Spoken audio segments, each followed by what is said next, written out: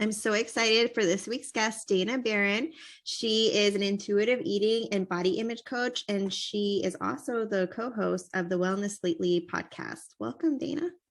Thank you so much. I'm excited to be here. Thanks for having me. I've been looking forward to this all week. I spent all morning signing up for your classes and your like binge eating guide or intuitive eating guide. And I requested to join your Facebook group too. I subscribed to your podcast. So I was super excited.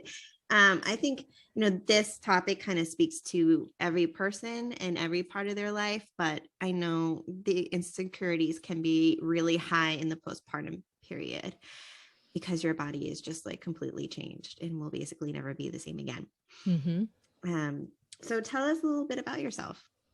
Sure.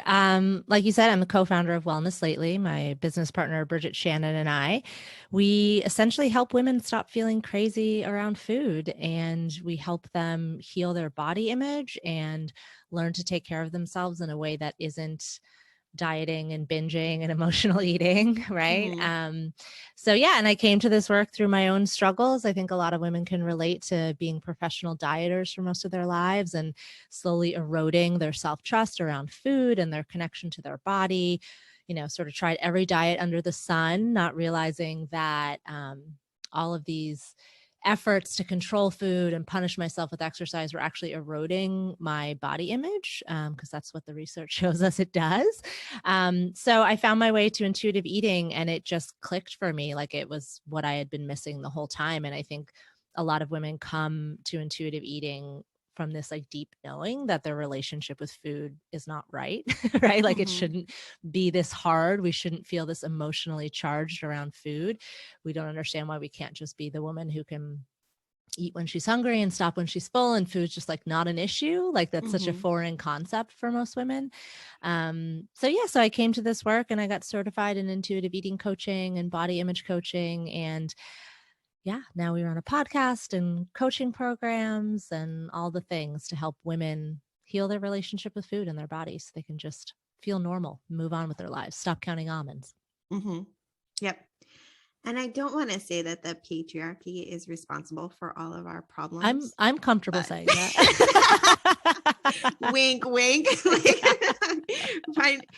Maybe not all, but maybe 99.9%. Yeah. It's just that we're all facing. Bridget and I get very sweaty and frustrated when we talk about the patriarchy, but yes, it's a key component for sure. Yeah. Whenever I talk about it too, I start the hand thing. Like, yes. But it's hard because I feel like, you just had a baby and you're not looking the way that you used to look, or you're not even feeling the way that you used to feel. Like I remember, especially in those first few days after birth, your body just feels kind of alien to you. Like you're moving in ways you never moved. Your breasts feel fuller than they've ever felt, and you're leaking and you're bleeding. And then you go through your Instagram feed and there's all these posts of all these like nutrition coaches and fitness people that just make you feel really crappy about yourself.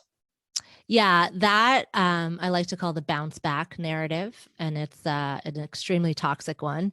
I think, you mentioned the patriarchy, and there are all these narratives in our lives as women that we believe we're supposed to live by, and we don't realize that they're the things disrupting our relationship with ourselves. Like if we had a culture where when women got their periods, it was celebrated instead of like hidden and taboo to talk about, right? If, the postpartum period, we had actual support, right? Like there's people like you are rare for women's postpartum experience, right? Like having that real support, and just not subscribing to the idea that we're supposed to look the same way our entire lives as women, right? Like our culture, the media, what we see is a very narrow version of what women are supposed to look like, right? So when we're exposed to this constantly, and when we have tabloids and Goop and Women's Health telling us how to bounce back after childbirth, we believe that there's something wrong with us when our bodies don't. And for some women, they just do, right? Some women just look exactly the same 7 days after giving birth. I was not one of them, and I don't believe that's the majority of women's experiences, but it's this underlying belief, right? That the reality is that women's bodies constantly change our entire lives. That's like the only thing that is constant is the change of our bodies, right?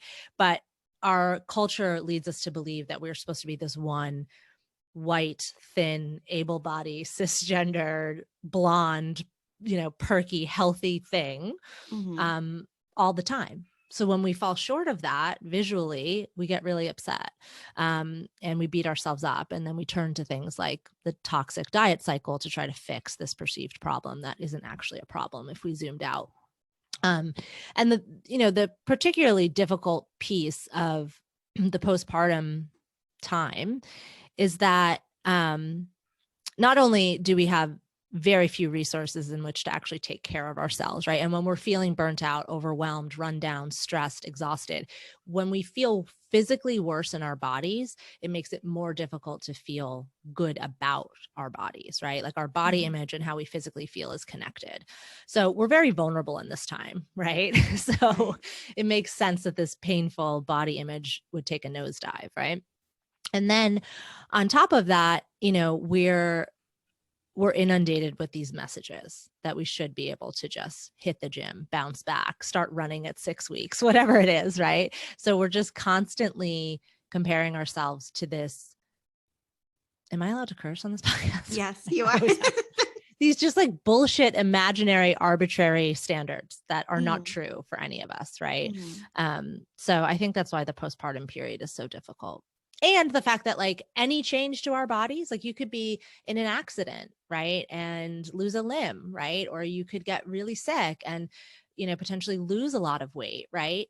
And any of these drastic changes to our physical bodies and the way they look can be a body image disruption, right? So it makes sense that, there's nothing more jarring than that, the experience of giving birth and recovering from it. So you're right. You do feel alien, right? You just don't feel as connected to your body. Right. I remember reading somewhere, and I'm not sure where I read it or even heard it, but someone was saying, just like everything in life, your body goes through seasons. And like you were saying, it was not meant to stay the same, and it's meant to change and evolve and then maybe go back a little bit. And that really stuck with me because that totally makes sense. Yeah. It's just the nature of having a human body, right? It's always changing every single day. Our cells are regenerating, and there's so many different things that can impact our weight. And I think our weight and the tone of our bodies is usually what women focus on the most. And it just, if we can allow ourselves to just be human and recognize that our bodies are just going to change throughout the course of our lives, it makes it takes away this level of resistance we have to it and making it wrong. Like if you think you're supposed to look like you're 16 your entire life, of course you're going to be upset when you don't, right? But if you never subscribe to that narrative because you just don't believe in it, because it's just not biology, it gets easier to accept the natural fluctuations in your body throughout your life. 100%. And I'm kind of one of the people that your services are like made for, because I have tried like every diet under the sun and yo-yo dieting and having my weight go up and down and up and down. And it's exhausting, really. And it does take a lot out of you. And I don't think people realize how exhausting it is until they kind of climb out of that hole, because it does feel like this weight is lifted off of you that you never even knew you were carrying. Yeah. We believe it's designed that way. Going back to the patriarchy, like that Naomi Campbell quote that, dieting is the greatest political sedative of all time, right? Like, a hungry, tired, distracted population is a tractable one, right? And when we speak to women all the time in our coaching programs and just on podcasts and stuff, and it's like the amount of brain space that it's taken up by counting almonds, by calculating macros, by filling out MyFitnessPal, by downloading meal plans, by standing in front of the mirror, beating yourself up, just the sheer amount of time and energy and resources that we waste in our lives trying to force our bodies to be something they never wanted to be is an enormous amount, right? And we always have clients when they kick off with us get started with this diet history worksheet, because dieting has this like great false diet hope, right? If you just follow the meal plan, if you just cut these things out, if you just do what I do, you're going to look like Jillian Michaels, and then your whole life is going to be better. You're going to be confident and successful and worthy of love and pleasure and resources and fun. And like, if I could just get this one thing right, then the rest of my life will fall into place, right? And we've been taught this by multi-billion-dollar industry from day one. Like, I'm 39 years old. My mom is a baby boomer. The diet culture proliferated in her lifetime. So we grew up not like fish, not even knowing what water was. It's just all around us. Like, of course I'm a woman and I want to be spending so much time and energy trying to be thin. Like, what? Like, of course, right? 17 magazine, when I was, 13 years old, was telling me about how cucumbers will fill you up so that you won't be hungry and all these things. It's like, it's really hard to unsee it once you recognize it. And it's really hard to go back to not questioning, wow, like, how much of my life force have I funneled into trying to be smaller, right? And we know from the research and all of our lived experience that 97% of diets fail. 97% of dieters gain the weight back and then more, right? We have to look at long-term within 5 years. And most women that we work with are like, oh yeah, I thought that first diet worked. And then 4 years later, when I'm binge eating and I gained all the weight back, then I go back to a new diet and I think that's going to fix it. And the whole time we're distracted. We're not showing up fully in our lives. We're dreading going to dinner with girlfriends because either it's going to make us break our diet or we're afraid that people are going to judge us for having gained weight, right? So we start to socially isolate. We don't feel confidence to show up fully in our lives because we've been taught to hate our bodies and spend all of our attention on trying to fix that. Right, because instead we can be using all that energy to, I don't know, topple the patriarchy. Fix climate change. Yes. Put out the literal fire that is our world, right? Yeah, I think that's a good point. Do you think, because I am someone who I do really enjoy working out and going to the gym, and I have definitely gone from the gyms where you're in class and the instructor's yelling at you like, come on, don't you want that bikini body? Which almost always made me feel sick to my stomach, even when I did quote unquote want that bikini body. And now I'm in a gym that I feel comfortable in because it's totally based on how you feel and how strong you are. It's a lot of like Olympic lifting and stuff. And I like that so much better because body image is like never mentioned in that gym. It's all about like, can you do the movement? Look, you lifted heavier weight than you did before. So I guess my question is, do you think that all spaces around working out, exercising, and diet are toxic? Or do you think that there can be good things found in the culture? Yeah, I would say the majority still are. I think it's changing. And you're right. Like in your experience, like that's what the research backs up. If you look at a company like Peloton, who is prolific at this point, right? It's very clear to me, having used their app and done their classes and stuff, that they understand the research of maintaining engagement. Everyone feels how you feel when people are talking about blasting fat and burning off dinner or whatever it is. Like that toxic relationship with exercise is a diet culture perspective on exercise, right? So we don't want to do it. We don't want to punish ourselves. We don't want to compensate. We don't want to use exercise like that. So I think if these gyms were smart, they would realize that empowering language, anything that takes you from objectifying your body, meaning like burn off the calories, tone up your ass, whatever it is, to being a human in your body, experiencing life and like being in your body, that is always going to make us want to go back and do more, right? Because it's life affirming. It feels good. You feel empowered when you're done, as opposed to feeling like you just got punished, right? Nobody wants to feel that. We actually had a client recently who she was doing great, right? Our program is about 4 months. Usually around the 3-month mark, we see people really like hitting their stride, feeling like they're putting it behind them. And she just had this like thing that was just like nagging at her. She couldn't get past. And she kept saying, I feel like I'm like 90% of the way there, but I still have these thoughts during the day. Like I still don't totally feel at peace. And then she realized, that it might be her gym. And she has a military background. She loves exercise. She gets up really early. Gym is like, she loves it, right? She's like a gym person.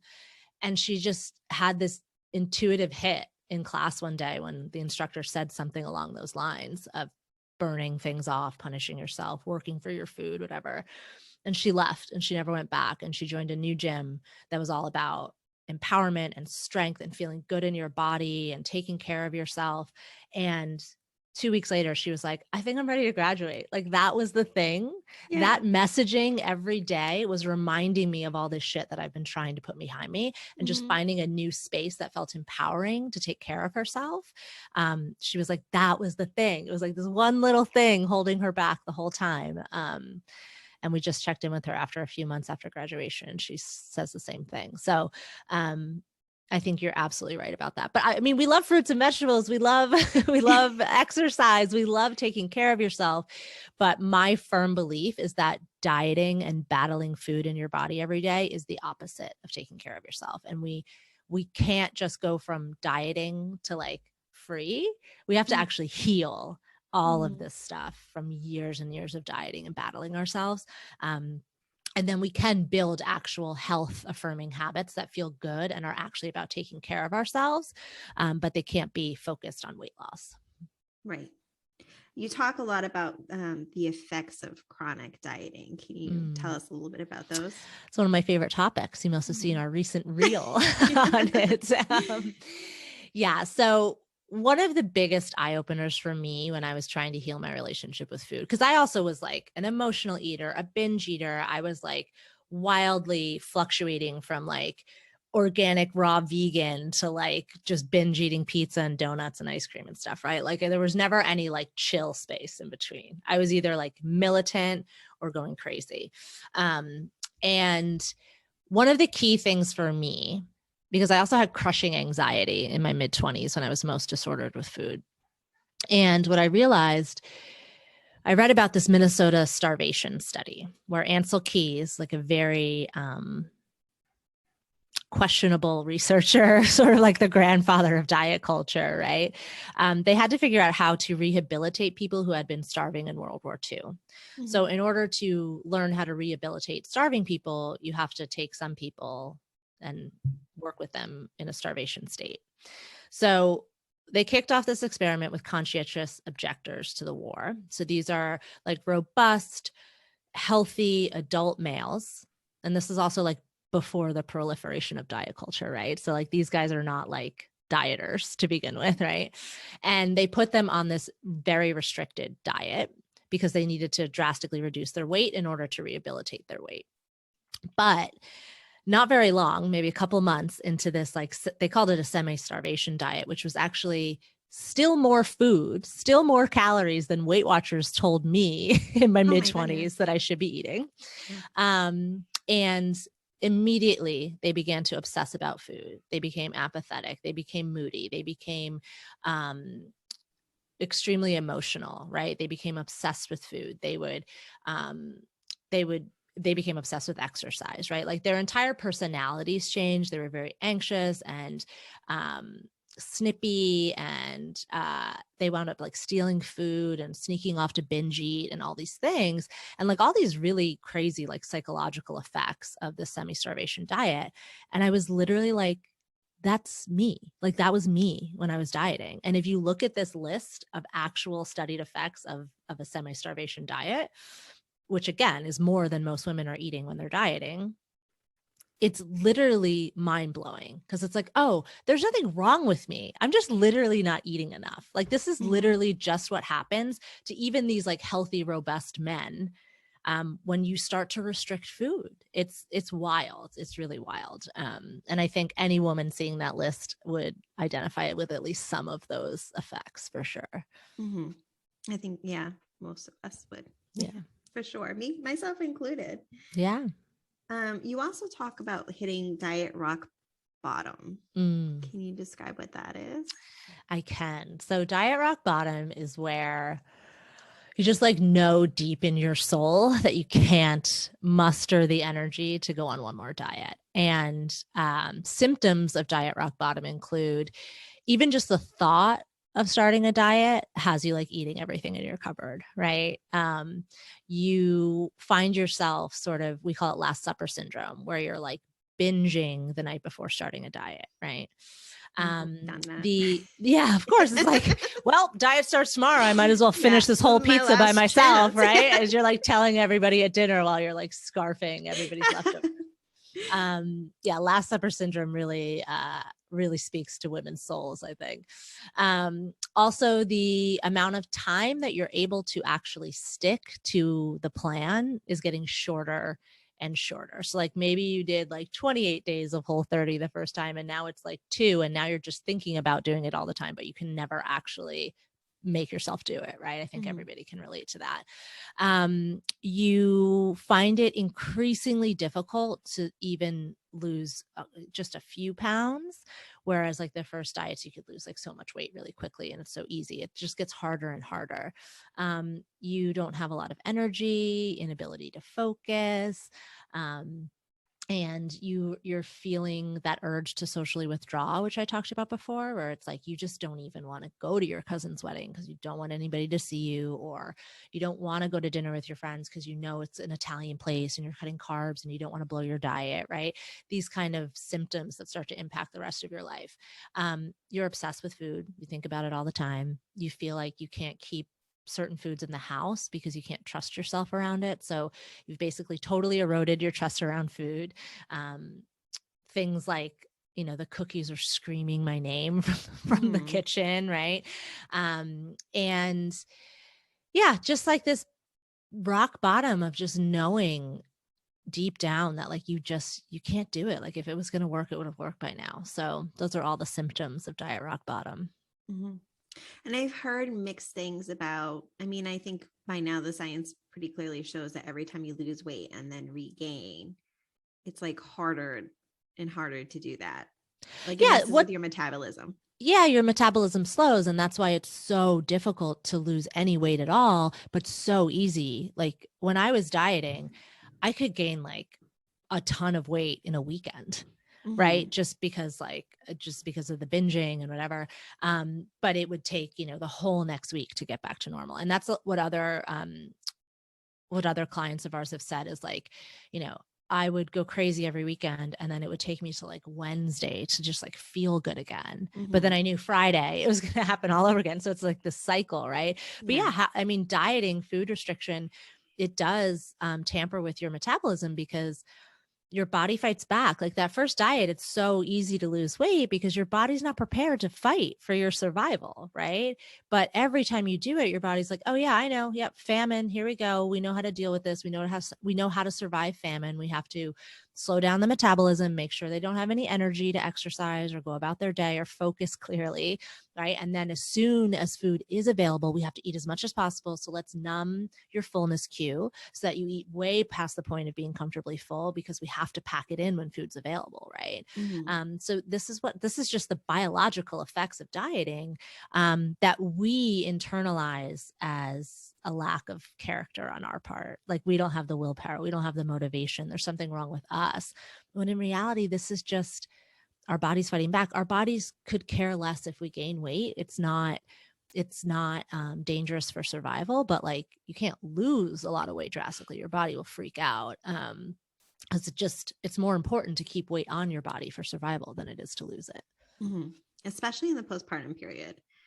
Because I get questions all the time of moms who are like 2-3 weeks postpartums, and they're like, well, is it okay to exercise while breastfeeding? Will it drop my supply? I'm starting this new diet. That stuff breaks my heart. Right. Just 2 or 3 weeks. Like you're still bleeding. Like the fact that we even have to do preschool drop off at that point is absurd. Like let alone trying to start a diet or get back to exercise before your body's ready. Right. And again, they're on Instagram looking at, all these celebrities who 3 or 4 days postpartum are like, look, I can fit into my postpartum. I remember Heidi Klum walking in that show like 5 months postpartum. And if I see one more celebrity like showing off their abs postpartum, I'm going to scream. And even in like the British royalty too, like 48 hours after birth, and they're all glammed up, sitting in front of the hospital with full makeup on. And I'm like, oh my gosh, please do not expect to be able to do that, or even want. Why would you even want to do that? Yeah. Like, please rest and recover. But it's so many times that I have to explain to these parents, like, you want to ask your doctor when it's okay for you to start exercising. But also, if you start cutting calories, especially if you're cutting carbs, your milk supply will tank, because you need carbs to make milk and you need calories to make milk. And if you're going to deliberately cut calories and starve yourself, your body's not going to have the energy to make the milk for your body needs to heal and keep that little baby going, right? So I mean, this is where we're talking about the toxic narratives, right? If we'd never been exposed to the idea that you should be thin and in the best shape of your life a month postpartum, we wouldn't be doing this to ourselves, right? If we really like honor the transition into motherhood in this culture, which we don't.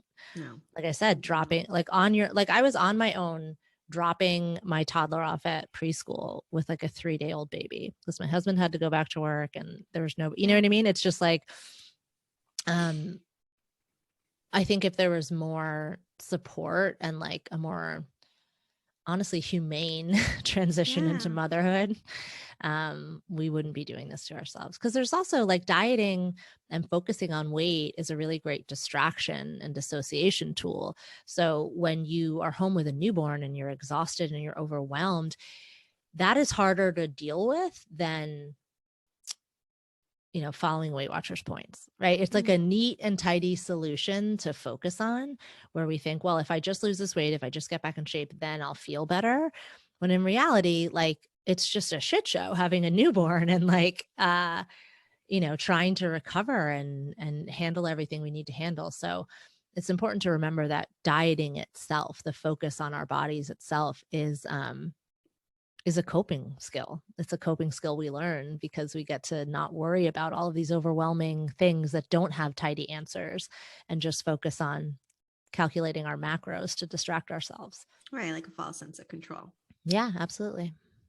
Like my nipples are falling off and, probably passing too many clots, but at least I can count my almonds and make sure that I, fit the macros in. And I was one of those people too. I don't count macros or I will say that I've gotten better. It's a slow process for me, but it's a slow process for everybody. Because I have had eating disorders in the past when I was a teenager, and I have been on diets where I'm counting macros and I'm weighing all my food. And now I'm at the point where I absolutely refuse to do that. Like, I'm not bringing my scale to restaurants anymore, which in hindsight, I'm like, why was I doing that? Like, how odd.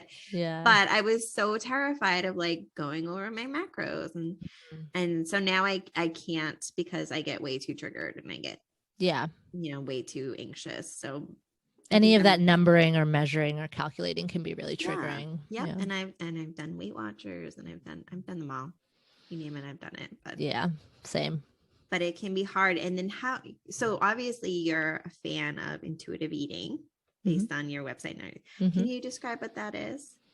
Yeah. Intuitive eating, the point of it is just to eat normally again. Like, it's just to reconnect to your body and have food be a non-issue. Right. So intuitive eating, like I say capitalized, right? Because I teach the framework of intuitive eating created by Evelyn Tribole and Elise Resch. And it's really just a combination of instinct and emotion and rational thought, where you can listen to your body's cues to take care of yourself versus diet rules, right? There's 4 areas of assessment of intuitive eating, which is, do I have unconditional permission to eat? Right. And most people don't give themselves unconditional permission to eat, right? Where you're literally allowed to eat anything, anytime, in whatever amount, whenever you want, right? There's also eating based on internal cues versus external cues, which is really a lot of the work that Bridget and I do, is helping women to reconnect to their bodies, because dieting over years and decades, you're so disconnected from your body. You don't even know you're hungry until you're ravenously hungry, right? You don't even know you're full until you're absolutely stuffed. And a lot of times you don't even know what you like to eat. because the food you do like to eat, you're so terrified of. And the food you've been eating forever, you just like think you like, right? It's all very interesting to me to watch this unfold. But then there's also eating for mostly physical reasons rather than emotional reasons. Not that emotional eating is a negative thing in our view. We actually think it's neutral or positive, but we're not mostly eating in response to emotions. We're mostly eating in response to physical cues. Like, I'm hungry. What do I want to eat? I'm going to eat until I'm satisfied. And then there's body food choice congruence, which essentially just means you eat to feel good. Like the way that you eat supports the way you want to feel in life, right? So those four things combined are what we're assessing to begin with and what we're assessing as you graduate our programs, because that really tells you, am I an intuitive eater or not, right? But there are these 10 specific principles in this framework that we lead women through to disconnect from dieting and reconnect to our body so that we can just, take it or leave it when it comes to the brownies. Do I want one? Is one enough? Food is just so easy and such a non-issue, which, like I said, is such a massive relief when you've been dieting and obsessing about food in your body your whole life, like most women in our culture have. Right. So where is that line drawn? And I guess this is more like a question for myself, right? Because I do have like leptin and insulin resistance. And if I eat a lot of carbs, like I'm not carb free by far, but if I eat like a bowl of pasta, I feel bloated and disgusting and uncomfortable. So if I say, okay, I don't want to eat pasta anymore, would you consider that like dieting, or would you consider that connection between your body and what you eat that you were just talking about? Most dieters think in black and white, all or nothing terms, right? So you're saying, when I have a big bowl of pasta, it usually doesn't make me feel very well. So I'm going to not eat any pasta, right? So what we like to teach women to do is say, okay, eating a big bowl of pasta doesn't really feel good. Noted.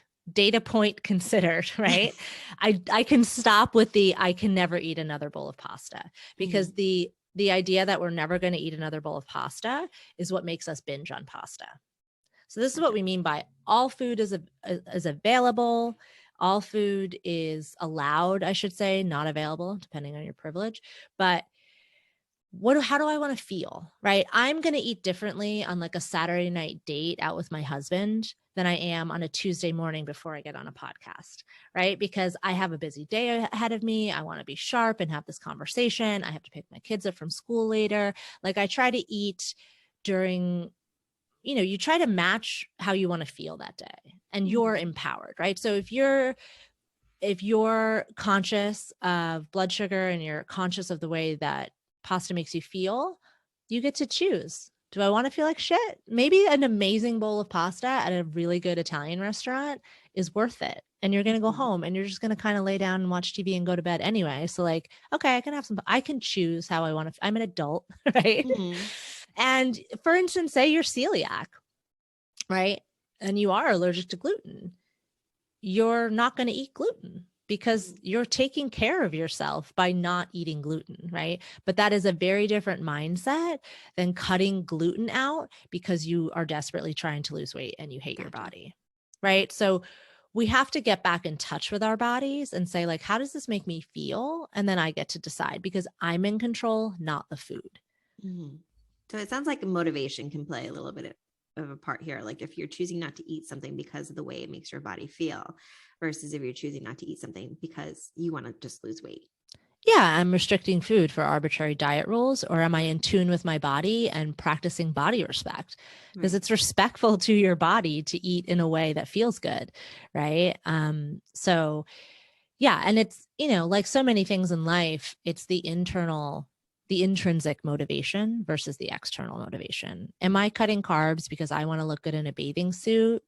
Or am I, mostly avoiding a big bowl of pasta because I want to feel good? And I know that doesn't feel good to my body. Like for instance, I love crunchy, sugary, cold cereal, right? I love a big bowl of cereal. Yeah. It destroys my gut. And I didn't learn this because when I was dieting and when you're stuck in that diet binge cycle, a lot of times digestive upset is a huge issue. And we blame it on like the gluten or the dairy or whatever, but we don't really know because restriction itself messes with our guts, right? So it wasn't until I sort of healed from dieting that I was like, oh no, like I really cannot drink milk. Like I cannot have a bowl of cereal. I can, but I'm going to be sprinting to the bathroom 3 hours later and like doubled over with cramps and like so sick. So like I love cereal and sometimes I really want to eat it when my kids are eating it, but I'm just like, I don't really want to deal with that later. So like I'm not going to eat it versus I used to binge on cereal at night because I'd be dieting all day and cereal wasn't allowed. And so I would binge on it and then I'd feel like shit anyway. So it's like, do you see the difference there? Yeah. It's like, I'm not avoiding it because I'm not allowed to have cereal. I'm avoiding it because I want to feel good. And I know like it repeatedly has taken me down. Right. So I'm just going to avoid that food because I want to feel good. Right. Yeah. Okay. Yeah. I love that. And I definitely see the difference. It's great how clear you make that difference. Good. I'm not sure if you can hear the car alarm going off next to me. My neighbor's car just started going off. So we can edit this out. Okay. So if you have like a new mom who's in the postpartum period, what recommendations would you make to start down that path of learning to intuitively eat? I don't know if I'm saying that right, but like what steps, because I imagine, like you said, it's a long process. But what steps would you kind of give them to start? Sure. So really connecting to your body and becoming an intuitive eater and working through years of body image stuff can take a really long time, but feeling like food is sort of a non-issue can happen pretty quickly. Like most of our clients who come to us binge eating don't binge after they start the program. Emotional eating drastically diminishes. So the food stuff is actually something that you can heal pretty quickly. Like within maybe 6 weeks, 2 months, we usually see people like, okay, food, I don't really need to talk about food this week, but here's what's coming up now. It's like, wait, can we just pause? Because like you just said, food is feeling like a non-issue. So just to make that clear, because I feel like sometimes it can be a little overwhelming to start this process, but this idea that like the binging could go away very quickly, I think is what helps people get going. So I think that's empowering to know. But first of all, depending on where you are postpartum, like maybe just give yourself a break. Like maybe this is not the time to dive in, right? But just noticing how you feel around food. Like a lot of the beginning of this process is just collecting data. We call it putting on the anthropologist hat, where it's like, okay, the woman had one chip and then the woman ate the entire bag of chips, right? Like just noticing that and trying to practice non-judgment around it, just to see like what's going on for you with food. But the absolute first step is to take a hard look at dieting and get honest with yourself, because we have to reject this diet mentality to start. Like we have to recognize that dieting has been a huge scam. All of these decades, it's all the same shit dressed up differently. And if it were going to work, it would have worked by now. Right. So really like wrapping our brains around that. And like I said, doing that diet history exercise can really be really helpful. So that's the first absolute step, is that we just have to get to that place of diet rock bottom where like we have to find a new way to relate to food in our bodies if we're ever just going to be at peace. Like we just have to. So that's the first step. And then the second step is just to start honoring your physical hunger. Like when you get hungry, instead of the first instinct being, how can I make it another hour? Or how can I make sure I don't eat too much? Or, how do I trick myself out of eating at this time? Just start to look for your hunger and honor it. The more we eat, the more full and satisfied we get, the more we relax around food, the more food is not a big deal.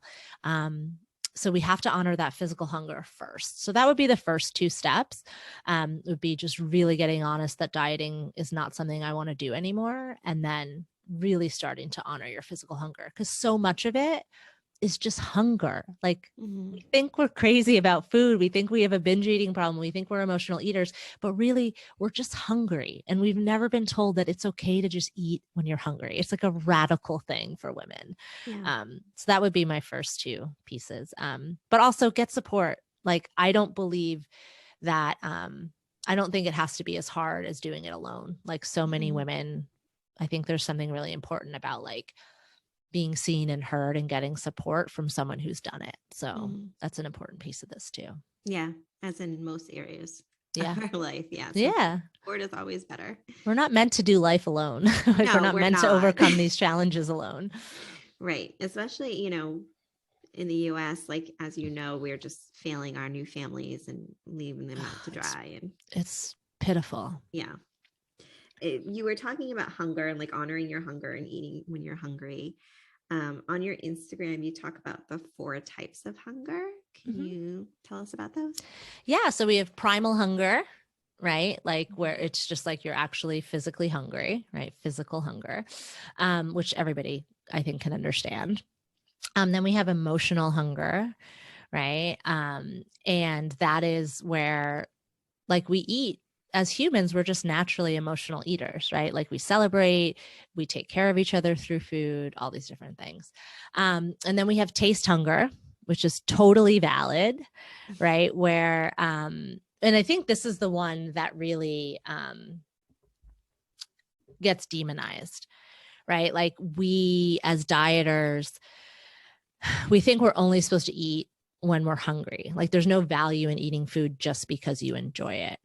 Right. So taste hunger is real. Like I could be hungry for lunch and really have a hankering for chips. Right. But I'm not going to want to, as an intuitive eater, I know that like meeting my physical hunger with chips alone is probably not ideal. Right. I would have to eat so many chips to physically be full, and it's probably not going to feel great. Right. So how do I combine my physical hunger, having that met, with my taste hunger, which is like, how can I combine eating food that I have a hankering for that's going to hit the spot with food that's going to fill me up and support me, right? So does that make sense? And now I'm, of course, drawing a blank on the 4th one because you asked me about it.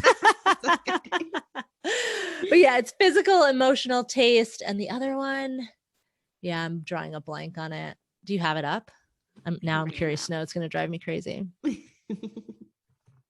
And it'll come to me. It'll come to me as soon as we hang up. Yeah. I swear I know what I'm talking about. I mean, I don't think anyone's going to doubt that.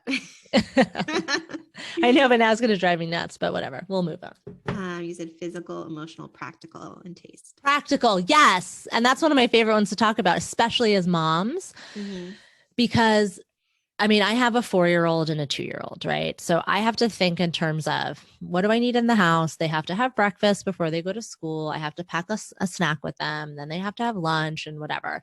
So I do this as an adult to take care of my toddlers, but it is only very recently that I started actually like taking care of myself in a practical sense. Like for instance, I usually drop my kids off at school around 9, and then I usually come home and have like my breakfast, whatever it's going to be for that day.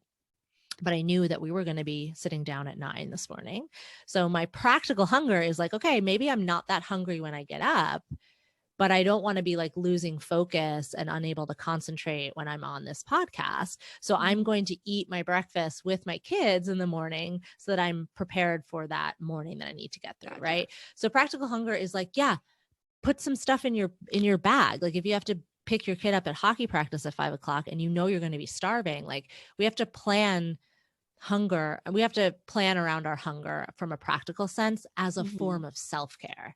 Like we've had so many clients who are like, I'm packing lunches for like my whole family, but I don't pack one for myself. And then I'm starving. And then I eat like fast food and it makes me feel terrible and whatever. So it's like, it's okay to eat when you're not hungry, to take care of yourself and manage your energy and self-care throughout the day. So that was driving me nuts. I'm so glad that you found it because it's so important, right? It's right. Like, and it makes sense. It's one of those things that like, if you think about it, it's like so obvious, but we can't see it because we're too stuck in the world of thinness and like we're always trying to avoid eating. Like when I was dieting, I'd be thrilled if I was out all day and couldn't get a meal. It's like, how about we take care of ourselves through food and plan? Like in a practical sense, we have to feed ourselves. So how can I do that in a way that's going to support my needs throughout the day?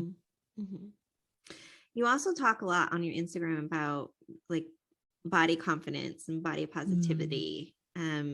So what tips do you have for new parents around that? Because again, they're dealing with like drastic changes in their body. They might be feeling insecure. They're bombarded by all the wrong images around them. That just makes them feel like really crappy about themselves. And I remember that too, like after my first, someone in my family was like, oh, you're going to be able to get back into those jeans really quick now. And I And I remember thinking like, Knife that was the emoji. and that was like the one time in my life that I hadn't thought about dieting or what I was just like, I was struggling, which is probably why. And then she said that to me. And I just remember thinking, oh yeah, I should be worrying about that too. And then I like started to focus on it more. Thanks for the reminder to obsess Yeah. about my body. Because I had gained a lot of weight. I had gained during pregnancy due to depression. Like I had gained like 90 pounds, but I didn't need that thrown at me.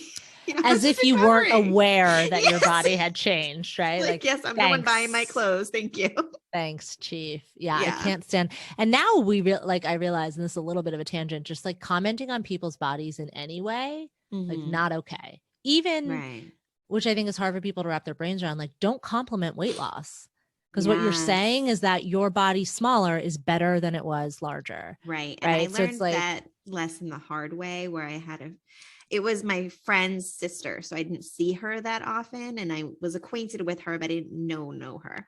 And I went to her daughter's birthday party and I commented like, wow, you look great. You lost a lot of weight. And she was like, yeah, I was really sick. Thanks. And I was like, yeah, it's like, you could be complimenting a cancer diagnosis. Like we've all done it, by the way. Like, we're all trained to do that. It's like, I even have to stop myself sometimes. Right. Right. And it's like, because what we don't realize is like, what are these comments? What are the beliefs we're reinforcing with these comments? And also like the fact that, first of all, the fact that women's bodies are up for discussion in the first place should be an issue, right? Like, why are old men, why is like the old chiropractor I'm going to postpartum commenting that my body looks great after having a baby? Like, you think that's a compliment, but A, creepy, because you're an old dude and this is weird. I'm never coming back here.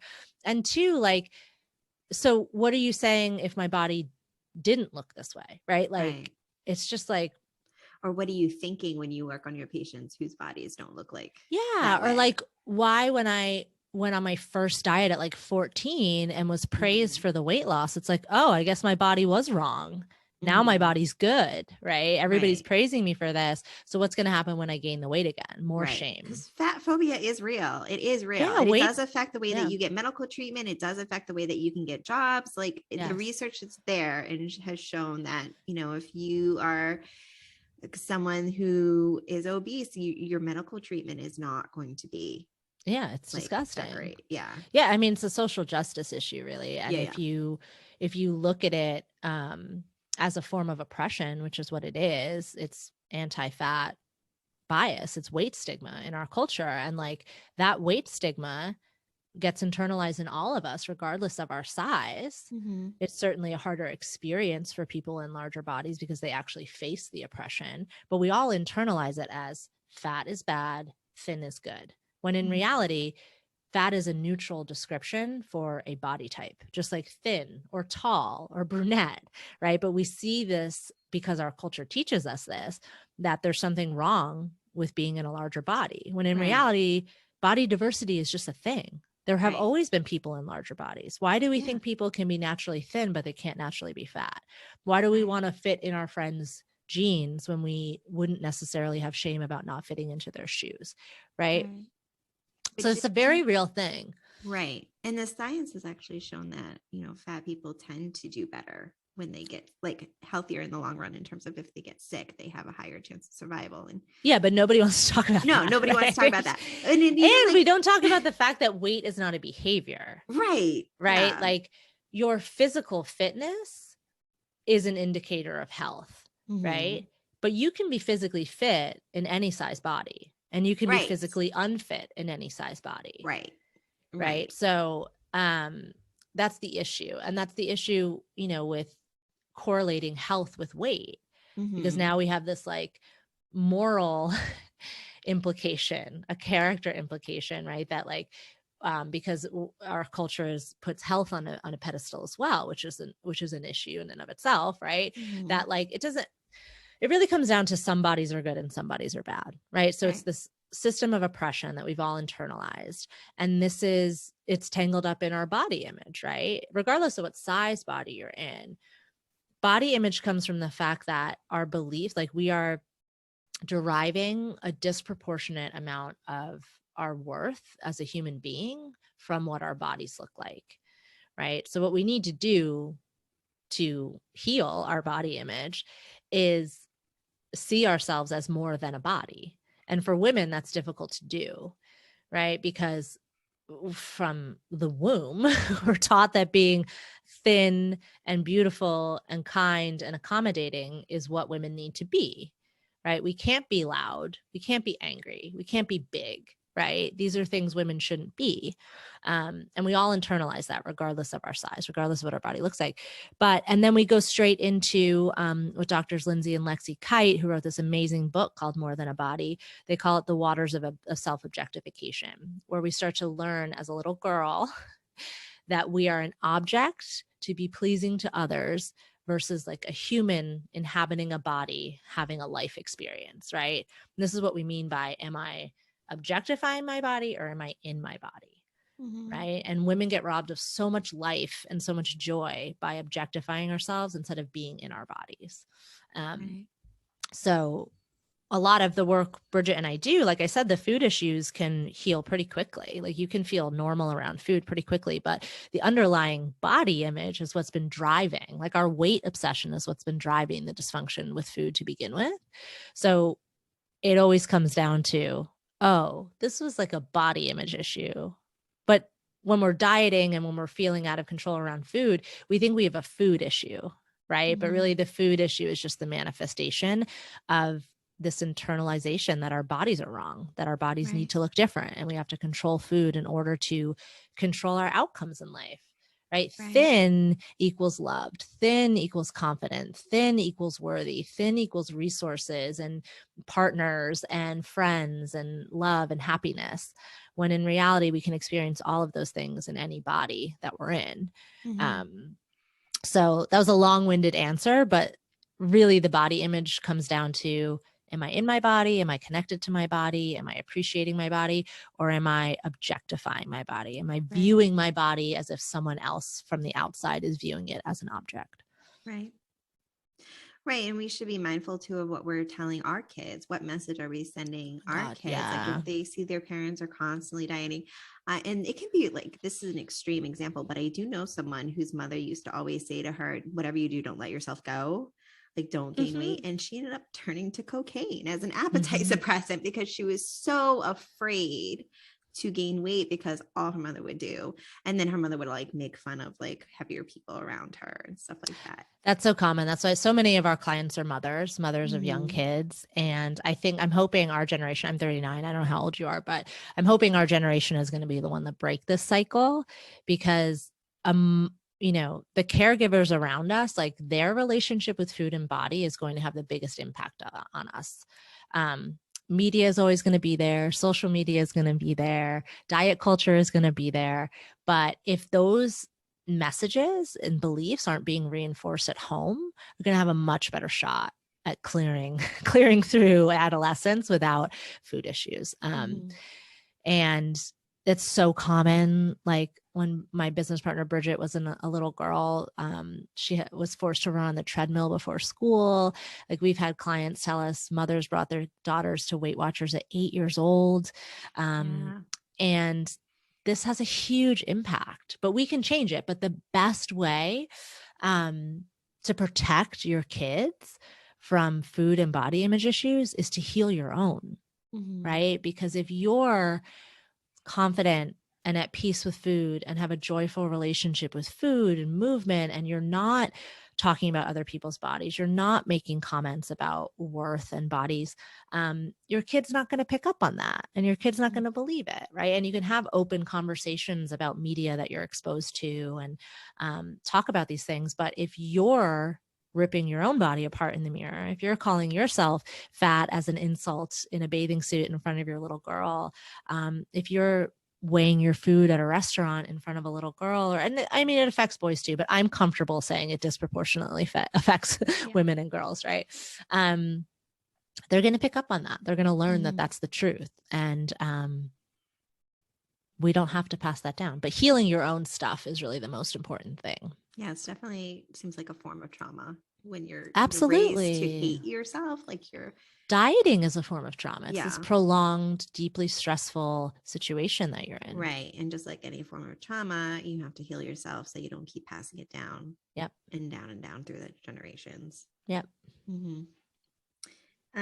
What is one thing that you would say or want a parent to know who is struggling with body image and dieting culture and just kind of like drowning in it? That you don't have to, Yeah. right? Yeah. That it has never been about your body. It's been about the stories and beliefs you hold about your body. And that should feel empowering because those are the things we can change. We can't necessarily, like, if we were under conscious control of our weight, would any of us be dieting? Like it just wouldn't be a thing. Like if Right. human beings were consciously in control of our weight, this wouldn't be an issue, but that's not the truth, right? This is the grand illusion we're all living under, right? But what we can control is how we take care of our bodies. We can control how we speak to ourselves. We can control the beliefs that we hold about bodies and worth and health and weight and all of these tangled things. I call it like, when you get a little chain necklace really tangled up and you have to like really work at it to like pull it all the knots and get it smooth again. That's kind of how I envision healing your relationship with food in your body. But it doesn't have to be like this. Like if you're binging, if you're emotional eating, if you're feeling exhausted and crazy around food, you can heal this. And so many women are doing it. Like our whole generation is waking up to this. And intuitive eating is a really great framework to help you heal because it really gives you like step-by-step guidance to feel normal around food again and to move on and just take care of yourself and not stress about food anymore. And you get your life back. Like you literally get your life back. So just that there's hope. So many women are doing it. There's a proven research back process in which to do it. And it can heal quickly. And you have so many resources to help women do this and heal their trauma around this. Yeah. I was looking at your website. You have free guides. You have, I believe, 2 free classes. Am I right? Yeah, we have all the stuff. We have all the stuff. Wellnesslately.com is where you can find everything. But if you are feeling crazy and out of control around food, if you're binging, if you're emotional eating, if you are so tired in your bones of dieting, wellnesslately.com/masterclass is the best place to start. It's a free class that I actually teach, and it's 5 shifts to end binge eating. But it's also for emotional eating or just the diet binge cycle or any of the things, any of the emotionally charged food stuff. So wellnesslately.com/masterclass. And that's where most of our clients kick off. It's like, here's how to start. Here's what's going on. Here's how you're probably feeling. And here are your first steps to start to get past this. So that's wellnesslately.com/masterclass. And then we also have the Facebook group you just joined. You can just search Wellness Lately on Facebook. And we also have our podcast, just Wellness Lately podcast on iTunes or Spotify. So that's where you can find us. And your Wellness Lately on Instagram as well. Right? Yes. Okay. So we will link to all of those in the show notes so people can connect with you, because I for sure am definitely going to take your classes. Yeah, come join us. Yeah, I'm super excited about this. I love your background, by the way. Oh, you like Ruth? Oh yeah, I have a tattoo actually of her collar. I love it. Yeah. Oh my God, that's amazing. Oh, devastating. I have Ruth and my maternal grandmother, and then I don't know, all of the anti-diet and heal your relationship with food and body image books. So thank you. I saw that you make book recommendations on your Instagram too. Yeah. So there's so many great books, so many great people doing this work. And honestly, like the women in our community, just the smartest, funniest, most lovely people. Everyone is so supportive and I don't know. There's a really important piece about women coming together to heal from this. Like we kicked off talking about the patriarchy and, it really is. It's like being seen and heard, being surrounded by other women fighting for the same freedom around food that you are is really powerful. I think it's an important piece, and it's something we're really proud of in our community, just how many awesome people have joined us. So love it. It's amazing. Yeah. And thank you so much for talking to us today. I think you are doing some great work, much needed work. And I'm hoping by the time, my girls are grown and having their own kids, that the shift has been made at least more than it has so far. but Yeah, it I starts with feel like each of us. it's starting. Absolutely. I Yeah. believe that. I never know because we're in our little echo chamber, our little slice of the internet where all of our colleagues are talking about it. But I do think there's a shift. I think women are just waking up to the fact that we've been duped and that we don't have to live like this, and that like life is too short to count your almonds and to be weighing food at a restaurant, right? And we do want better for our kids. Right. We want the next generation not to have to deal with this because they're going to have to deal with a lot bigger problems. Right. We're already handing them enough. But yeah, well, thank you so much for having me. I really appreciate it. It was great to chat with you this morning. It was great. Thank you so much.